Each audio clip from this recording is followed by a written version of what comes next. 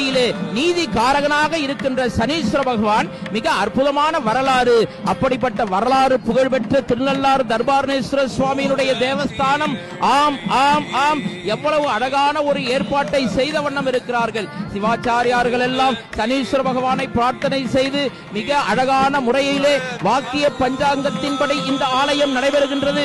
வாக்கிய பஞ்சாங்கத்தின்படி 8:24 சுவாமி கும்பராசியிலிருந்து மீனராசிக்கு பெயர்ச்சி ஆகிறார். சனீஸ்வர பகவான் தான் நாட்டை காப்பவர். ஆஹா, சனீஸ்வர பகவானே பகவானே சனீஸ்வர பகவானே, என்ன கண்கொள்ளா காட்சியை பார்த்து கொண்டிருக்கிறோம்.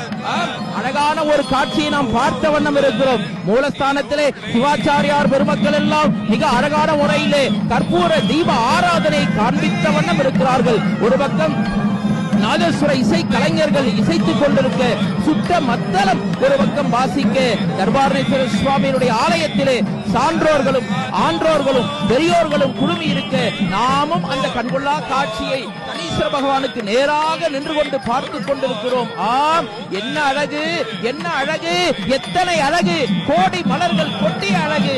ஆம், சனீஸ்வர பகவானுடைய இந்த கற்பூர தீப ஆராதனை அருட்பெரும் ஜோதி அருட்பெரும் ஜோதி தனிப்பெரும் கருணை அருட்பெரும் ஜோதி என்று வடலூர் வள்ளல் பெருமான் சொன்னாரே, அதுபோல ஜோதி வடிவமாக இருக்கின்ற இறைவனை ஜோதியினாலே பஞ்சபூதங்களினாலும் நம் ஆராதனை செய்வது கடமையாக இருக்கிறது.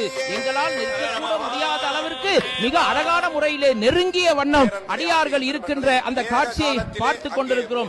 ஆஹா ஆஹா, தூக்கி அந்த சிவாச்சாரியார் பெருமக்கள் எல்லாம் 7 கலையிலே இருக்கின்ற அந்த தீப ஆராதனையை தூக்கி எல்லோருக்கும் உயரத்திலே காண்பித்த வண்ணம் இருக்கிறார்கள். ராஜா சுவாமிநாதன் சிவாச்சாரியார் பெருந்தகைவர்கள் அழகான முறையிலே அந்த தீப ஆராதனையை எல்லோரும் எடுத்துக்கொள்ள வேண்டும் என்ற நோக்கத்திலே அவர்கள் காட்டிய வண்ணம் இருக்கிறார்கள். மண்ணில் நல்ல வண்ணம் வாழலாம் வைகளும் எண்ணில் நல்ல கதிக்கு யாதுமோர் குறைவில்லை, கண்ணில் நல்லதரும் கழுமலர் வளநகர் பெண்ணின் நல்லாளோடும் பெருந்தகை இருந்ததே. ஆம், சனீஸ்வர பகவானுடைய அருள் இருக்குமேயானால் எல்லோரும்